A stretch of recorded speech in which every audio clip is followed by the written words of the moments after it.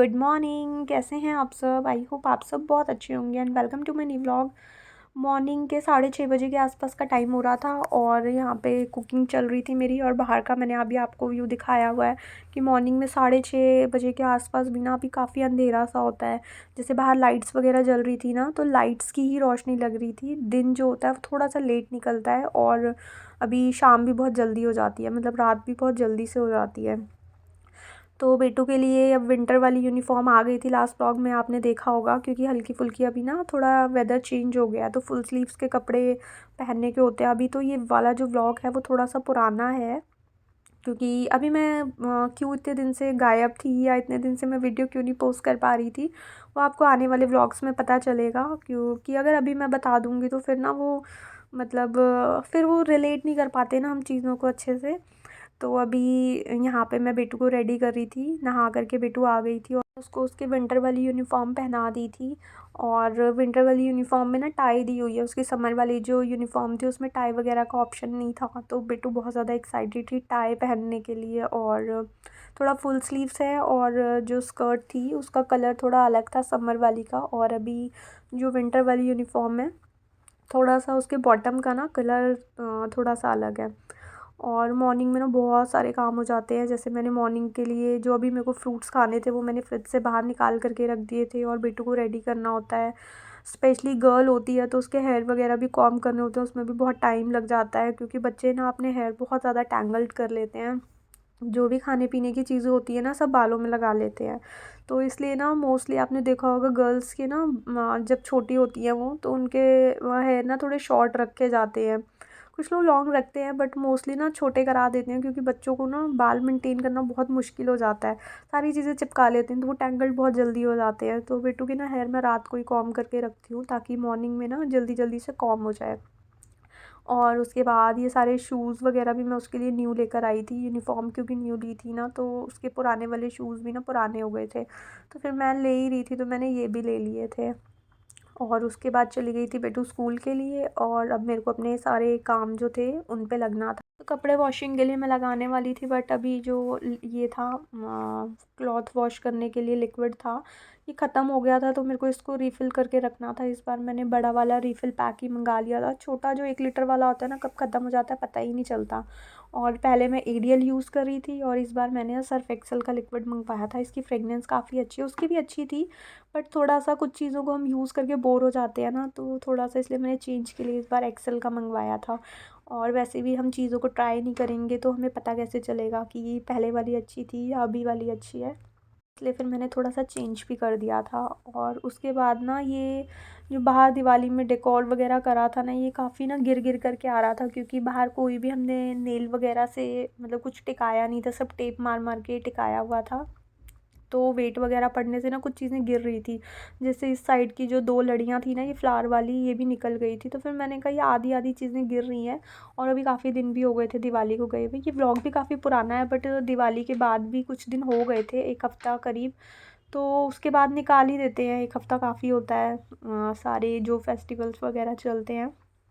तो फिर ये सारी चीज़ें मैं धीरे धीरे करके निकाल रही थी, क्योंकि खुद से निकलनी स्टार्ट हो गई थी तो बेटर था कि मैं उनको फिनिशिंग से निकाल दूँ तो वो ज़्यादा बेटर है। तो ये सारी टेप वेप निकाल रही थी धीरे धीरे करके। और ये जो लड़ियाँ वगैरह थी थोड़ी सी ना हाइट की प्रॉब्लम, लेडर वगैरह होता है ना तो काम बहुत ईजी हो जाते हैं बट अभी मेरे पास वो था नहीं। और जो चेयर रखी हुई है ना वो बालकनी में है और उसके ऊपर थोड़ा सामान रखा हुआ है और बहुत डस्टी भी हो जाती हैं पीछे चीज़ें रखी हुई, तो उसको मैं उठाती तो काम और ज़्यादा बढ़ जाता मेरे लिए। तो मैं ये जो स्टूल छोटा वाला पफ़ी है इसी को ही लेकर के आ गई थी। तो ना हाइट की थोड़ी सी प्रॉब्लम हो रही थी, पूरा अच्छे से ना मेरा ऊपर हाथ नहीं जा रहा था, या फिर अभी मैं नीचे से पार्किंग से चेयर लेकर के आती तो फिर मैं गई नहीं, थोड़ा सा आलस मैंने दिखाया और इसी से ही फिर मैंने काम चला ली थी। और ये हैप्पी दिवाली मैंने लगाया था, पता नहीं ये टेप से ना अटक ही नहीं रही थी, एक साइड से ही बार बार नीचे गिर जा रही थी। तो फिर मैंने कहा कि इसको बाद में अच्छे से लगाएंगे, फ़िलहाल वो नीचे लटकी हुई ना अच्छी नहीं लग रही थी, तो फिर मैंने उतार करके उसको भी साइड में रख दिया था कि ये सारी चीज़ें पहले आराम से हटा लेती हूँ। बहुत सारी टेप की लेयर मारी हुई थी तो वही मैं हटा रही थी।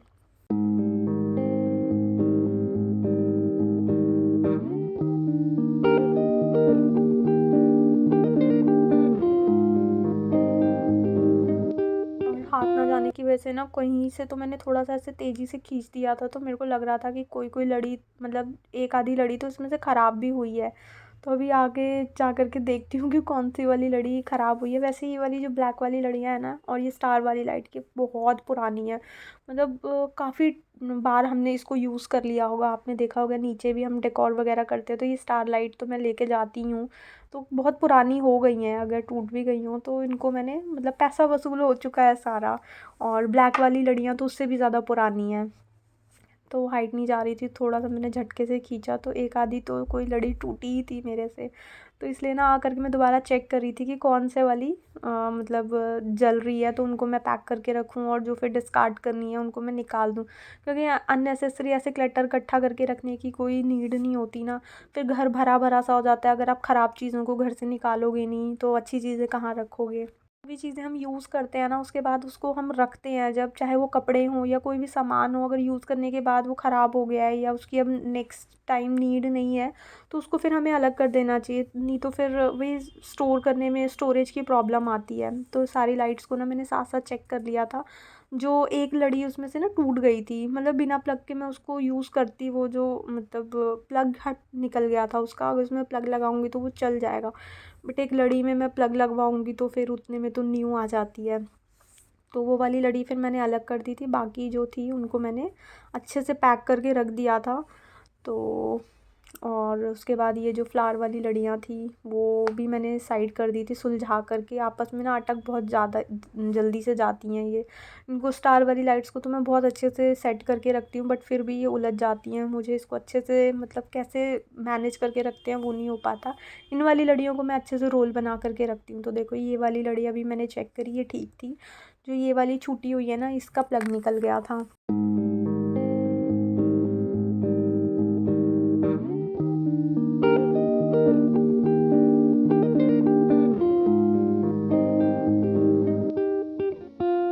काफ़ी दिन के बाद मैं वॉइस ओवर कर रही हूँ ना, तो कंटिन्यू बोलने से पता नहीं गले में ना खराश सी हो रही है, खांसी सी आ जा रही है। तो अच्छे से मेरे को लगता है कि जब हम जैसे कंटिन्यू करते हैं ना चीज़ों को, तो हम एक रूटीन में यूज्ड हो जाते हैं। अभी काफ़ी दिन के बाद कर रही हूँ ना, तो बड़ा मतलब थोड़ा सा ऐसे लग रहा है कि अच्छे से हो रहा है या नहीं हो रहा। बाकी अभी मैं सुनूंगी तो पता चलेगा। और उसके बाद वो सारी चीज़ों को मैं सेट वेट करके रख के आ गई थी। चीज़ों को आप अच्छे से यूज़ करके उसको सही जगह पे सेट वेट करके रखोगे ना, तभी आप उसको, मतलब एक घर भी अच्छे से ऑर्गेनाइज रहेगा और घर में क्लटर भी नहीं होगा, और नेक्स्ट टाइम आपको वो चीज़ टाइम पे मिल भी जाएगी। अदरवाइज़ ऐसे भर भर के रखने से ना वो पॉलिश सालों साल ऐसे दबी रह जाती हैं, और हम वो पहले वाली चीज़ें हमारे पास पड़ी रह जाती हैं, और न्यू न्यू चीज़ें हम लेकर के आते रहते हैं, क्योंकि हमें पता नहीं होता, हम सालों साल उन चीज़ों को खोल के नहीं देखते हैं। तो ये सारे डेकोर वाली चीज़ें जो हमारे को यूज़ होती हैं ना, वो उसका पूरा एक कैबिनेट मैंने, मतलब अलग से एक स्टोरेज बनाई हुई है कि अगर मैं घर पे नहीं भी हूँ ना, तो मैं अपने फैमिली में किसी को बोलूँगी ना कि मुझे ये चीज़ चाहिए, तो उनको मिल जाएगी वहाँ पे। क्योंकि पूरा एक ना मैंने कैबिनेट सा जो उधर स्टोरेज के लिए वो बनाया हुआ है कि यहाँ पे मेरी सारी डेकोर लाइटिंग और ये लड़ियाँ, ये सब चीज़ें पड़ी रहती हैं। तो एक एरिया पर्टिकुलर मैंने उनको दिया हुआ है। और उसके बाद फिर आ गई थी मैं बेडरूम में। जो नाइट का बिस्तर वगैरह होता है वो अच्छे से सेट वेट करना था, बेडशीट वगैरह मेरे को झाड़नी थी। तो बेड को अच्छे से मैंने सेट कर दिया था। उसके बाद फिर क्लीनिंग का काम स्टार्ट होता है। बेड पे जो भी डस्ट या जो भी मतलब रात का होता है, एक बार झाड़ दो तो फिर थोड़ी फ्रेश वाइब्स आती है ना, सा ऑर्गेनाइज सा लगता है। तो बेड को मैं पहले अच्छे से झाड़ देती हूँ और उसके बाद फिर झाड़ू वगैरह लगाती हूँ। तो जो बेड पे भी जैसे हल्के फुल्का कुछ होता है, कुछ फूड पार्टिकल्स वगैरह गिरे होते हैं, या बच्चे कुछ हल्का फुल्का बैठते भी हैं ना बच्चे, तो कुछ तो ऐसा लगता है कि कुछ गिराया ही है, तो झाड़ दो, फिर वो झाड़ू में सब निकल जाता है और क्लीन सा लगता है। और उसके बाद फिर दोनों रूम्स के मैंने बेड वगैरह झाड़ दिए थे, और फिर उसके बाद मैंने झाड़ू लगाई थी।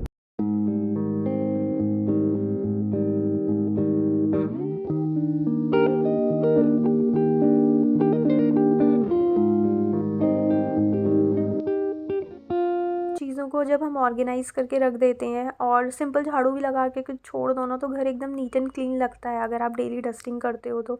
जैसे अभी मैंने दोनों बेड को अच्छे से सेट कर दिया, तो उसके बाद अब मैं फ्लोर जैसे झाड़ू लगा करके भी छोड़ दूँगी ना, तो घर जो है वो क्लीन दिखेगा। और अगर चीज़ों को आपने ऑर्गेनाइज़ नहीं करा, जगह जगह चीज़ें फैली हुई हैं, जैसे मोस्टली ना हम घर पे मेड्स लगाते हैं तो क्लीनिंग हमारे फ्लोर की तो हो जाती है, लेकिन चीज़ें जब बिखरी हुई रहती है ना, तो हमारा घर जो होता है ना वो कभी भी ऑर्गेनाइज़ नहीं दिखता, ऑलवेज़ ऐसे बिखरा बिखरा सा लगता है। तो जितनी भी चीज़ें होती हैं ना, अगर घर आपको लगाना है कि हमेशा एकदम वेलकमिंग सा लगे, कोई भी आए तो एकदम बिखरा हुआ ना लगे, तो सबसे पहले ना मैं स्टार्टिंग इसी से करती हूँ कि दोनों बेड को सेट कर देती हूँ, सोफ़ा वगैरह सेट कर देती हूँ, चीज़ों को ना उनके प्लेस पे पहुँचा देती हूँ। उसके बाद फिर मैं झाड़ू और पोछे डस्टिंग वगैरह का काम स्टार्ट करती हूँ। और उसके बाद सारी क्लीनिंग वगैरह मेरी हो गई थी और यहाँ पे नहा धो कर के मैं आ गई थी। और उसके बाद फिर वही रूटीन होता है, थोड़ा सा बीच में टाइम मिल जाता है तो मैं एडिटिंग कर लेती हूँ। और फिर उसके थोड़ी देर के बाद बेटू को आने का टाइम हो जाता है, बेटू को लाने का मतलब स्टॉप से। और आते हुए फिर मैं फ्रूट्स वगैरह लेकर के आई। फ्रूट्स थोड़े थोड़े कर के मतलब मैं लाती रहती हूँ, क्योंकि बहुत सारे फिर एक बार में उठाए नहीं जाते, तो जितने हो पाते हैं मैं लेती हुई आ गई थी। अगर मिल जाते हैं सही तो मैं ले आती हूँ। और उसके साथ साथ फिर मैंने वॉश भी करके फ्रिज में लगाने होते हैं ना, थोड़ा सा पानी भी अच्छे से ड्रेन हो जाता है। अभी वॉश करके रखूँगी, थोड़ी देर में वाटर एक्स्ट्रा जो है वो ड्रेन हो जाएगा। और मतलब सही रहते हैं ना, इजी रहते हैं, टाइम वेस्ट नहीं होता, बार बार वॉश नहीं करने पड़ते। घर पे कोई भी हो, उठाया सीधा फ्रिज से काट लिया खा लिया, बहुत इजी सा हो जाता है। छोटे छोटे चीज़ों को ना आप अगर करके रखोगे तो ना घर बहुत हैंडी सा हो जाता है, मतलब इजी हो जाती हैं चीज़ें बहुत सारी। और उसके बाद बेटू ना ये प्लम्स लेती हुई आई थी, उसको पता नहीं ये खट्टे से फ्रूट कैसे पसंद आते हैं, तो थोड़े से मैंने उसके लिए प्लम्स ले लिए थे। और वही उसको स्कूल से आती है ना, तो वो खाना रेयरली खाती है, कभी मन होता है या उसकी पसंद का कुछ हो, स्पेशल हो तो तब वो खा लेती है, अदरवाइज़ मोस्टली वो स्कूल से आके भी ना फ्रूट्स ही खाती है।